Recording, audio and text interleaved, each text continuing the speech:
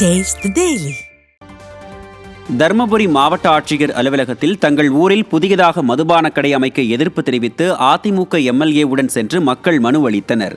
பையர்நத்தம் கிராமத்தில் அமைந்துள்ள மதுக்கடையினை அகற்றக் கோரியும் பாப்பிரெட்டிப்பட்டி அதிமுக சட்டமன்ற உறுப்பினர் கோவிந்தசாமி மாவட்ட ஆட்சியர் அலுவலகம் சென்றிருந்த நிலையில் குப்பூர், சோலைக்கொட்டாய் உள்ளிட்ட பகுதிகளில் புதிய மதுபான கடை அமைப்பதற்கு எதிர்ப்பு தெரிவித்து மனு அளிக்க சென்ற அப்பகுதி மக்கள் எம்எல்ஏவுடன் சேர்ந்து மனு அளித்தனர்.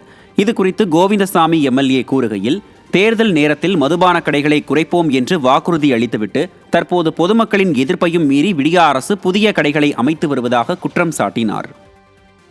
இந்த பகுதியில் ஏற்கனவே இந்த அரசு ஆட்சிக்கு வருவதற்கு முன்பாக நாங்கள் ஆட்சிக்கு வந்தால் முதலில் சாராயக்கடை மூடுவோம் என்று சொல்லிதான் ஆட்சிக்கே வந்தார்கள். இதுவரை சாராயக்கடை மூடலாம் கூட பரவாயில்ல, கடையை திறக்க வேணாம்னு சொல்லிட்டு பெண்கள் மிகவும் ஆதகப்படுகிறார்கள். சென்னை மாநகராட்சிக்குட்பட்ட பகுதிகளில் தெருக்களின் பெயர் பலகைகள் சேதமடைந்தும் போஸ்டர்கள் ஒட்டப்பட்டும் இருப்பதாக மக்கள் குற்றம் சாட்டியுள்ளனர்.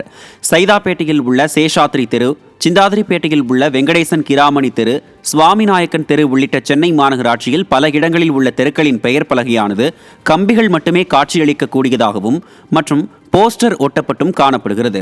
மேலும் ஆங்காங்கே பெயர் பலகைகள் சேதமடைந்தும் காணப்படுகிறது. இதனால் தெருக்களின் பெயர்கள் சரியாக தெரியாததால் கடும் இன்னலுக்கு ஆளாவதாக மக்கள் குற்றம் சாட்டியுள்ளனர். வெற்று விளம்பரங்களில் கவனம் செலுத்தும் விடியா திமுக அரசு சேதமடைந்துள்ள பெயர் பலகைகளை விரைந்து சீரமைத்து தர வேண்டும் என பொதுமக்கள் வலியுறுத்தியுள்ளனர்.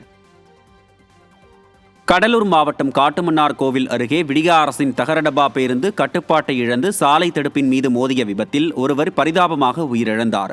கும்பகோணம் பகுதியில் இருந்து சென்னை நோக்கி சென்ற அரசு பேருந்து மாமங்கலம் பேருந்து நிறுத்த பகுதியில் சென்றபோது சாலையின் குறுக்கே வந்த நபர் மீது மோதாமல் இருக்க பேருந்தை வேறு பக்கம் பேருந்து ஓட்டுநர் திருப்பியுள்ளார்.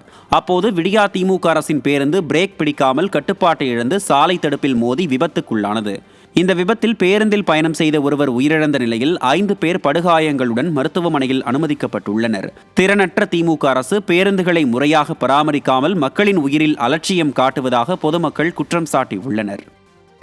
சென்னை பெரம்பூரில் ஏழைகளின் அட்சய பாத்திரமாக விளங்கும் அம்மா உணவகங்கள் உரிய பராமரிப்பில்லாமல் இருப்பதால் சாப்பிட வருவோர் பெரும் அவதிக்குள்ளாகி வருகின்றனர். புரட்சித் தலைவி ஜெயலலிதா தொடங்கிய அம்மா உணவகங்களை அரசியல் காழ்ப்புணர்ச்சி காரணமாக விடியா மாடல் அரசு தொடர்ச்சியாக புறக்கணித்து வருகிறது.